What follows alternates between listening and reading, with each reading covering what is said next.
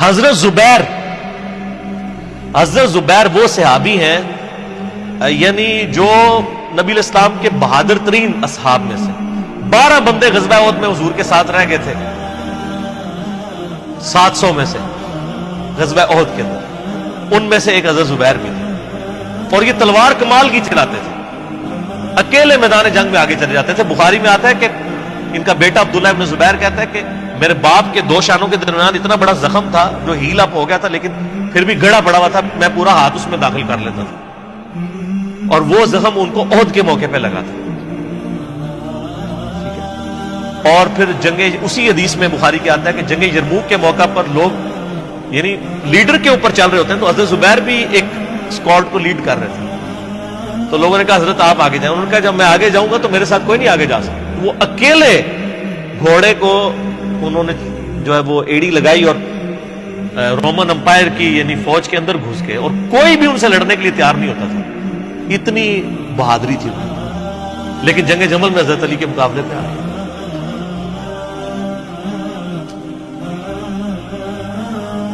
اس تکلیف کا کوئی اندازہ نہیں کر سکتا۔ حضرت حسن ابن علی نے بتایا مولا علی سے کہ بھئی حضرت زبیر آئے ہیں، تو حضرت علی نے کہا کہ رکو میں خود چاہتا ہوں۔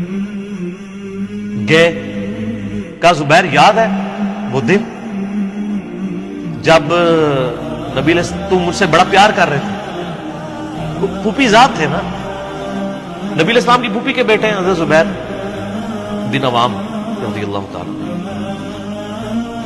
تو حضور نے تم سے ایک بات کہی تھی کہ تم علی سے اتنی محبت کرتے ہو، ایک دن آئے گا کہ تم تلوار لے کے علی کے خلاف کھڑے ہو جاؤ گے۔ تو تم نے کیا کہا تھا؟ یا رسول اللہ میں علی کے خلاف کھڑا ہوں گا؟ اور میں ہاں تم اس وقت ظالم ہو۔ تو حضرت زبیر جو ہے وہ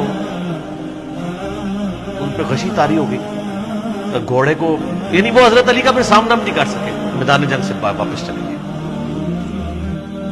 تو بعد میں حضرت علی کے فوجیوں میں سے ایک بندے نے جا کے پیچھے ان کو دھوکے سے قتل کر کے تو لا کے تو سر حضرت علی کے سامنے رکھا، تو حضرت علی نے کہا کہ زبیر کے قاتل کو میں دوزخ کی بشارت دیتا ہوں، کیونکہ زبیر جنتی تھا۔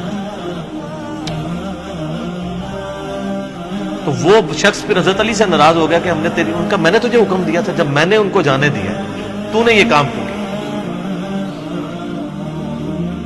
تو وہ پھر خارجی ہو گیا۔ اور یعنی یہ وہ محبت تھی، وہ جہاں محبت تھی وہ نظر آتی تھی۔ ظاہر ہے کہ ایک بندے کی ایک غلطی سے اس کی پوری زندگی 0 سے ملٹیپلائی نہیں ہو جاتی، جس نے اتنا کچھ دین کے لیے کنٹریبیوٹ کیا کبھی نہیں ہو سکتا ایسا۔ حضرت علی کو بھی اس بات کا پتہ تھا۔ بہرحال یعنی اللہ تعالیٰ ان سے راضی ہو، اسی لیے نبی علیہ السلام کی اس حدیث یعنی وہ حضرت علی کے اس قول کو حضرت علی فٹ کیا کرتے تھے، حضرت زبیر، طلحہ اور حضرت عثمان ابن عفان پہ رضی اللہ عنہ۔ باقی آپ میرا کربلا والا ریسرچ پیپر پڑھیں تو آپ کو پتہ چلے گا کہ کتنی یعنی مشکل وقت حضرت علی نے اپنی خلافت میں دیکھا اس حوالے سے۔ یعنی مصنف ابن ابی شیبہ میں آپ کے مخالفین کی لاشیں بھی ہیں، ان پہ بھی حضرت علی گریہ کر رہے ہیں، ایک ایک کی لاش اٹھا کے اس کو صاف کر رہے ہیں۔ حضرت طلحہ کا بیٹا تھا محمد بن طلحہ، اس کی لاش دیکھی تو رو پڑے گا، حالانکہ وہ مخالفت میں لڑنے آیا تھا۔ پھر حضرت حسن سے کہا کاش میں جنگ جمل سے 20 سال پہلے ہی مر گیا، میں یہ دن۔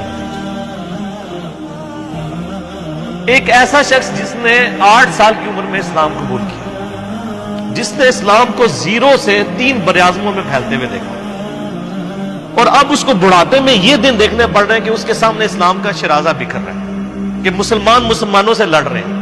ایک ایک جنگ میں 8-8 10 ہزار لوگ، جن میں مرنے والے صحابہ ہیں حضور کی تربیت یافتہ، جو ایک آواز کے اوپر حضور کی لبیک کہنے والے تھے، شیر و شکر تھے آپس میں۔ آپ اندازہ کر سکتے ہیں۔ اسی لیے حضرت علی جو ہیں وہ یعنی کوفے میں شہر سے باہر آپ کو پتہ ہے کنویں ہوا کرتے تھے، اکیلے جا کے کنویں پہ بیٹھ کے رویا کرتے تھے کہ اللہ اس امت کے ساتھ کیا ہو گیا۔ کوشش کرتے رہے، اینڈ رزلٹ یہ ہے کہ وہ خلافت کا نظام۔ اسی لیے مصنف ابن ابی شیبہ میں آتا ہے کہ آپ نے فجر اور عشاء کی نمازوں میں قنوت نازلہ پڑھی، اللہم علیک بمعاویہ و اشیاءہ، اے اللہ معاویہ اس کے شیعہ کو برباد کر، علی اور اس کے شیعہ۔ اس کے عمر بن عاص اور اس کے شیعہ کو، ابا سلمی اور اس کے شیعہ کو، قیس اور اس کے شیعہ کو برباد کر۔ باقی احادیث میں آپ علیہ السلام نے جو بشارت کر دی تھی، سنن سعید کبریٰ کے اندر حدیث موجود ہے، حاکم کے اندر، کہ نبی علیہ السلام نے حضرت علی سے ایک دن فرمایا تھا، اے علی، اگلی امتوں میں سب سے بڑا بدبخت وہ تھا جس نے قوم عاد کی اونٹنی کو قتل کیا اور اس کے بعد عذاب آ گیا۔ میری امت کا سب سے بڑا بدبخت وہ ہوگا جو تیرے سر کے خون سے تیری داڑھی کو رنگ دے، اور وہی ہوا ہے۔ اور اس کے بعد پھر دیکھیں امت ایک جگہ جمع نہیں ہوئی ہے۔ حضرت علی ایک آخری کوشش تھی، اور جن لوگوں نے اس وقت ساتھ نہیں دیا پھر ان کو دنیا میں اس کا خمیازہ بھگتنا پڑا ہے۔ عبداللہ بن عمر نے بیعت نہیں نہ کی تو صحیح بخاری اٹھا کے دیکھیں، عبداللہ بن عمر کو آل امیہ نہیں قتل کروایا، حجاج بن یوسف نے زہر آلود نیزہ مروا دیا۔